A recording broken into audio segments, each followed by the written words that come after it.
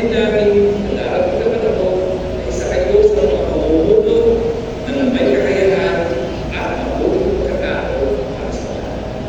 Dalhin ninyo ang pagpapilin at huwag hayaan mawala ang nag-aaral ninyo mga puso sa mas maliwanag na pagkasa. Muli, congratulations! Pagpalain kayo ng may kapal at mabuhay kayong lahat. Maraming salamat. Maraming salamat po, Mayor A.A. Alex at Pincula. Sa sandaling ito ay atin namang mapapakinggan ang isang pagbati mula sa ating Direktor Panrehiyon.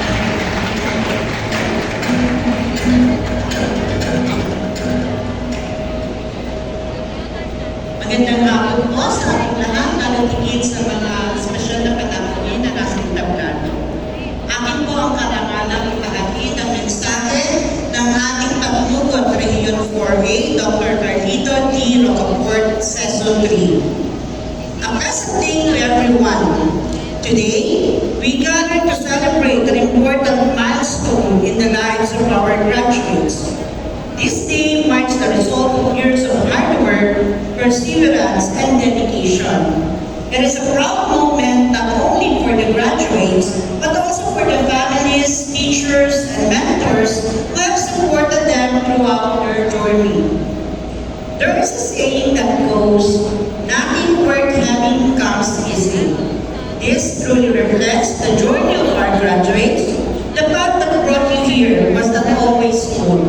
There were times when you learned, with determination, hard work, and the guidance of your teachers and loved ones, you were able to reach this meaningful achievement.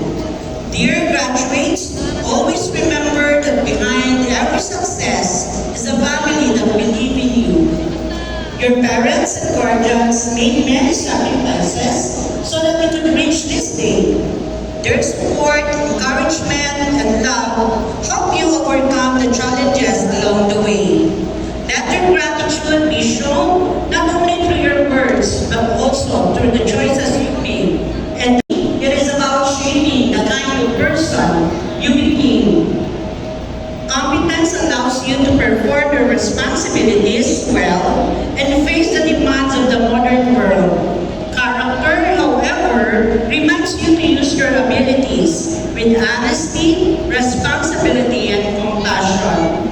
As you step in the next chapter of your lives, you will encounter many opportunities, but also many challenges. When those moments come, remember the lessons you have learned inside and outside the classroom. Let your competence guide whether you continue your studies, pursue a profession, or serve your community. May you use what you have learned not only for your own success, but also to make a positive difference in the lives of others. Our country needs individuals who are not only capable, but also principled, compassionate, and committed to serving others. Congratulations, graduates! We are proud of you and we look forward to the contributions you will make to your communities and to our nation. Mabuhay ang batch 2026! Mabuhay ang kabataan ng Philippines! Good afternoon. Trusting in the Lord with all your heart, and He will make your path straight. So as you walk out this place today, do not just aim to be successful. Aim to be someone who can trust. Do not just aim to be rich. Aim to be someone who makes a difference. Do not just aim to rise in life. Aim to bring others with you.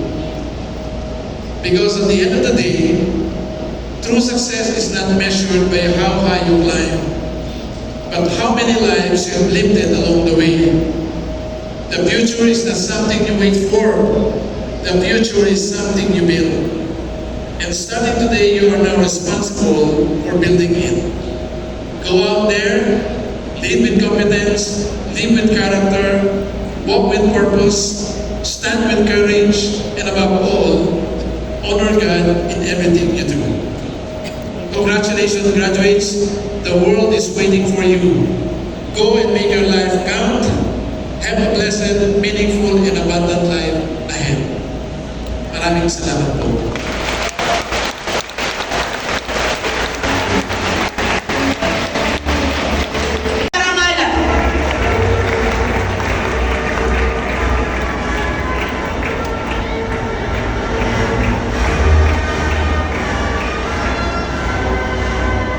Zaira Elise M. Desago, may karangalan.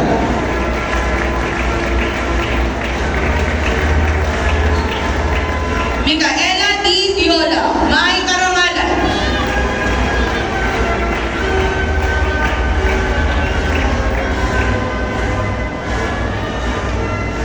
Princess Alaya S. Ofina, may karangalan.